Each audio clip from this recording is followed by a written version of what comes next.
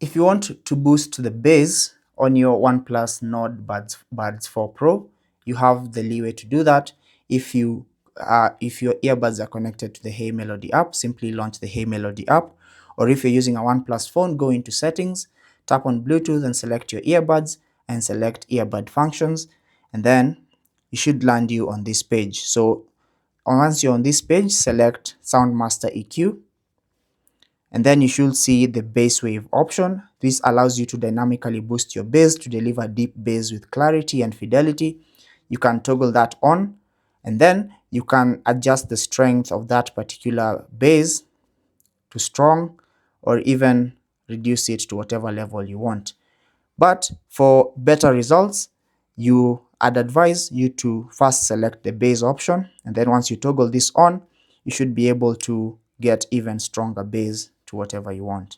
But that's basically how to boost the bass of your OnePlus Nord Buds 4 Pro. Thanks for watching, take care, and God bless.